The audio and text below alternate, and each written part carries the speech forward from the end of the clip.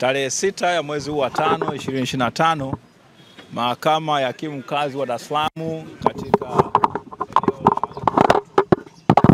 ilikuwa chini ya hakimu mfawidhi Muhini ilikuwa inatoa uamuzi wake kuhusiana na hoja ambazo zilikuwa zimeletwa na upande wa utetezi kuhusiana na kitendo cha mahakama kuamua kuendesha kesi hii kwa njia ya kidijitali au kimtandao na kusababisha mteja wetu Tundu Antipas Lissu kutokuletwa mahakamani kutoka kule gerezani Ukonga ambako yuko hivi sasa.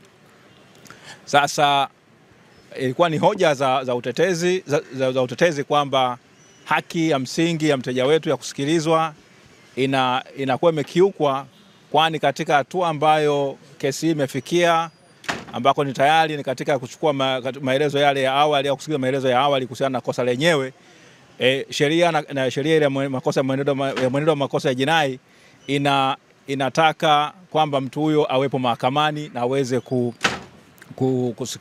kusikilizwa na kuweza kusaini nyaraka ambazo zinahusika kuhusiana na hoja ambazo zinakubalika na hoja ambazo zinabishaniwa na mwisho wa siku ziingie katika kumbukumbu ya mahakama.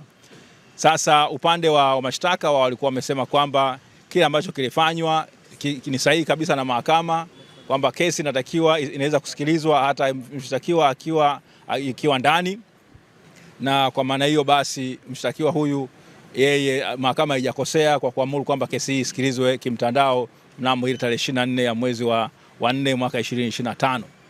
Sasa hizi ni hoja ambazo zilikuwa zinabishaniwa. Upande wa utetezi ulikuwa umebainisha vipengele vingi sana: haki ya mteja kusikilizwa, kuonana na mawakili wake, haki ya ndugu na jamaa na marafiki na umma kuweza kushiriki katika hiyo kesi, na vile matendo ambayo maafisa wa magereza walikuwa wamezuia mawakili wasiweze kumuona mshtakiwa kule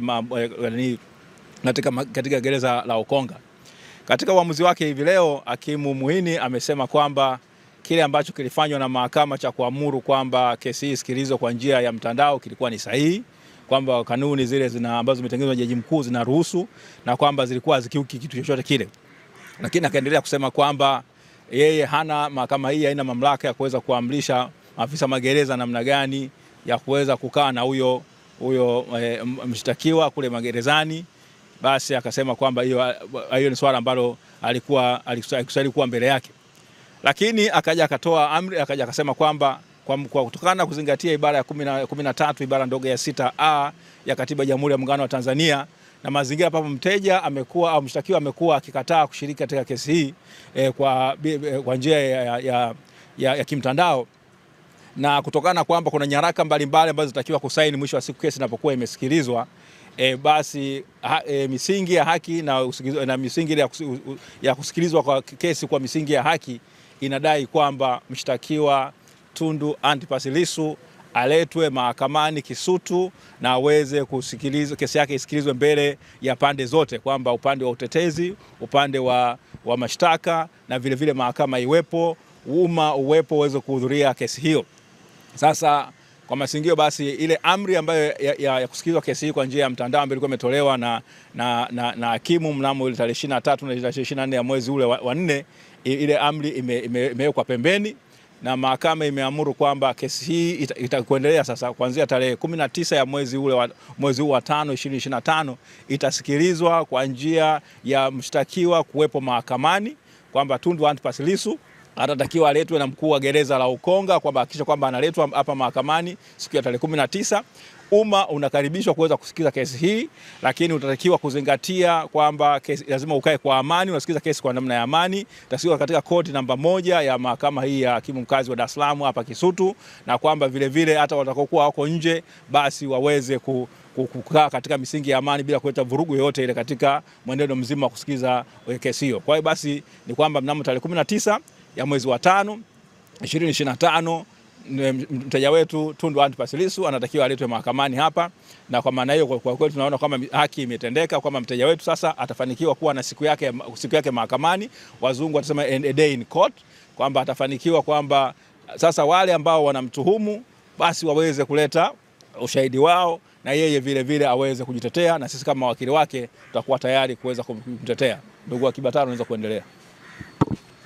Ndugu waandishi wa habari na mahususi kabisa wa Tanzania kwa ujumla, tumefurahia kwa kipekee kabisa uamuzi huu wa mahakama ya hakimu mkazi Dar es Salaam iliyopo Kisutu kwa sababu kubwa moja. Ni uamuzi ambao haukuwa mwepesi, ni uamuzi ambao ulihitaji ushujaa wa mahakama. Katika hoja zetu tulialika mahakama iwe kubwa, yani we invite the court to be greater, na tunashukuru kwamba mahakama imetusikiliza na tunaamini imejijengea heshima ya kipekee sana siku hii ya leo. Heshima hii ni kama akiba ambayo imejiwekea, ambayo naamini itatumika kwa muda mrefu sana. Kwa hiyo kwa kipekee kabisa tuishukuru mahakama kwa ujasiri, tumshukuru Mheshimiwa Muhini na tumuombee aendelee kuwa na ujasiri huo, kwa sababu kesi hii kama tulivyosema inafuatiliwa na watu wote wa ndani na nje ya Tanzania. Kwa hiyo heshima hiyo hajajengea ndani ya Tanzania tu, hata nje ya Tanzania, kwa sababu wote mmeona kulikuwa kuna toka Mheshimiwa Lissu afikishwe mahakamani kumekuwa na international observers kutoka taasisi mbalimbali, East African Law Society, mabalozi. Kwa wale wote wanabeba reflection ya kwamba basi angalau mahakama zetu zinaweza kuwa na ujasiri. Kwa hiyo kwa hilo tunashukuru sana, lakini pia tuendelee kutoa wito kwa wale ambao tumewakemea hivi karibuni, tumesema wana tabia ya kuongea huko mabarabarani, basi waendelee kujionya, kwa sababu hiyo inaweza kuleta madhara katika mwenendo wa kesi. Wajionye sana, wameshamfikisha huyu mtu kupitia kwa wahusika wa kisheria mahakamani, basi waache mahakama ifanye kazi yao, halafu majibu yatakayotolewa sasa ndio wanaweza kwenda kuyazungumzia huko barabarani.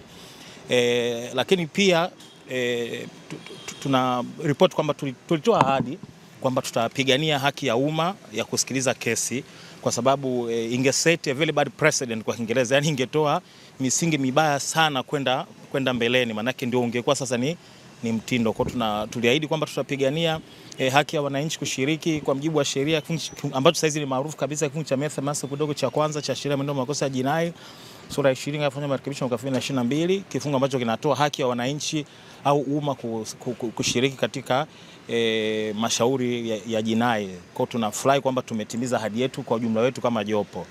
Kwa hiyo nafikiri at least katika aspect hiyo hatuna deni. Sasa kunapokuwa na haki kuna responsibility pia. Kwa hiyo watu wetu tunawaomba, kwa sababu masharti ya mahakama ni kwamba wale wanaokuja kuhudhuria wajiconduct properly, yani wajitahidi kuwa na nidhamu. Sasa wasituangushe sisi ambao tumevuja jasho na damu mpaka kufikia uamuzi huu. Watakapohudhuria tarehe 19 waje kwa utulivu, ili wasitoe kisingizio kwa mtu awaye yote kwamba unaona sasa tulikuwa tunakwepa kitu kama hicho. Kwa wajitahidi waje kwa wingi kadri busara nafasi inavyoelekeza, lakini watakapofika basi wajitahidi kubehave kama nilivyosema, ili wasituangushe sisi mawakili ambao tumefanya kazi ngumu kwenye mazingira magumu na tumefikisha ile gurudumu hapa lilikofika. Tunawashukuru pia waandishi wa habari kwamba pamoja na magumu yote ambayo mmepitia, tunajua baadhi yenu mlikuwa physical assaulted, mmezuiwa. Tunafahamu kwa mfano kuna mtu mmoja sitaki kumtaja jina lake, alizuiwa kabisa na askari fulani kwamba wewe hutaruhusiwa kuingia. Nafahamu kwamba ame take up that matter huko kazini kwake, wamewasiliana na taasisi ambazo zilimzuia, tunahope wameresolve. Lakini tunawashukuru kwamba mmekuwa steadfast, pamoja na kwamba kesi kulikuwa kuna hatari ya kuendeshwa katika namna, tuseme tafsiri yetu ilikuwa ni ya kificho, lakini nyinyi mmetusaidia sana kudisseminate mwenendo huko nje na mpaka kila mtu akafahamu. Kwa hiyo mchango wenu ni wa muhimu sana. Kwa tunaomba lakini pia tunawapa pole kwa yale yote. Basi zaidi hayo tunawatakia kazi njema na Mungu akituongoza kutana tarehe 19 mwezi wa 5.